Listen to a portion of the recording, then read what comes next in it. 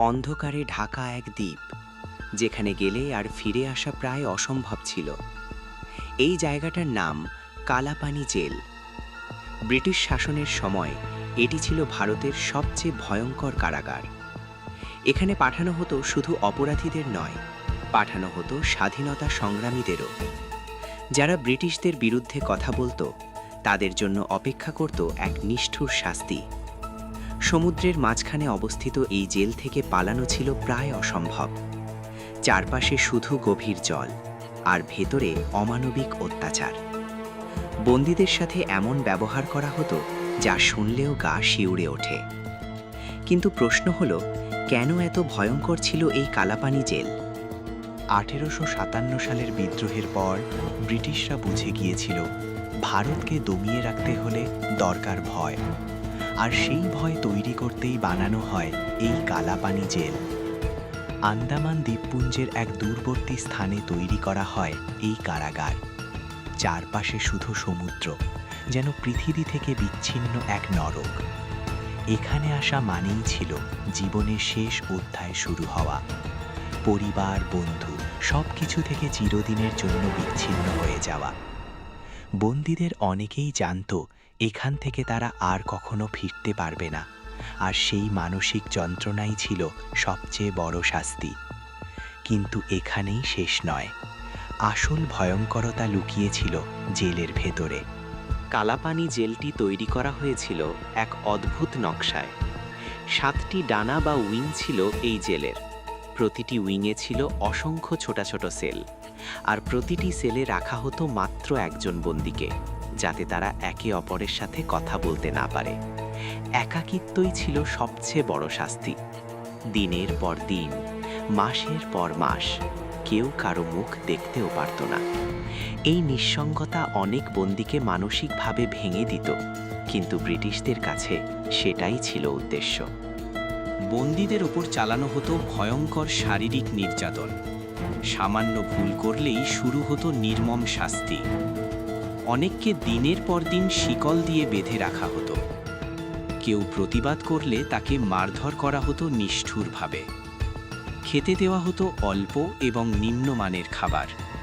কাজ করতে বাধ্য করা হতো কঠিন শ্রমে, যেমন তেলের ঘানি টানা, কাঠ কাটা ইত্যাদি। অসুস্থ হলেও কোনো সহানুভূতি দেখানো হতো না, বরং কাজ না করলে আরও শাস্তি দেওয়া হতো। যেন তারা মানুষ নয়, এক একটা যন্ত্র। অনেক স্বাধীনতা সংগ্রামীকে এখানে বন্দী করে রাখা হয়েছিল। তাদের মধ্যে ছিলেন বহু সাহসী বিপ্লবী, যারা দেশের স্বাধীনতার জন্য জীবন বাজি রেখেছিলেন। কিন্তু এখানে এসে তাদেরও ভেঙে দেওয়ার চেষ্টা করা হতো।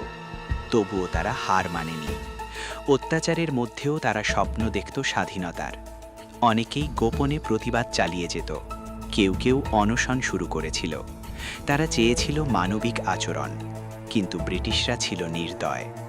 এই জেলের ভেতরে ঘটেছে অসংখ্য করুণ ঘটনা। অনেক বন্দী নির্যাতন সহ্য করতে না পেরে মারা যায়। কেউ কেউ নিজের জীবন শেষ করার পথ বেছে নেয়। চারদিকে ছিল শুধু কান্না আর হতাশা। কিন্তু এই অন্ধকারের মধ্যেও ছিল সাহসের গল্প। কিছু বন্দী কখনো মাথা নত করেনি।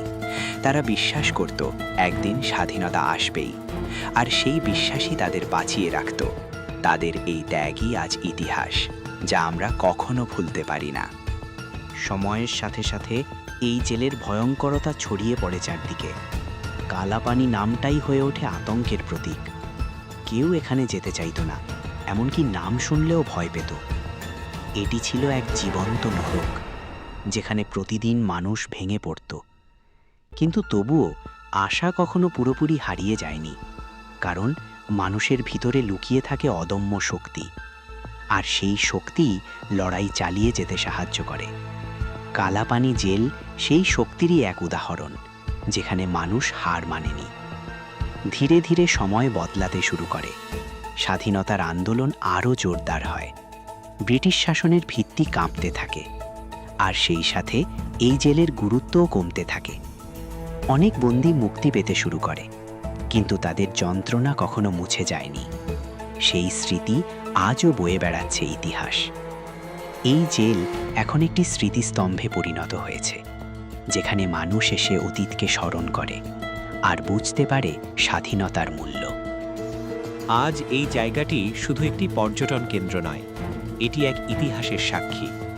এখানে প্রতিটি দেয়াল যেন কথা বলে, প্রতিটি সেল যেন বলে এক একটি গল্প। সেই গল্পগুলো কষ্টের, ত্যাগের, সাহসের।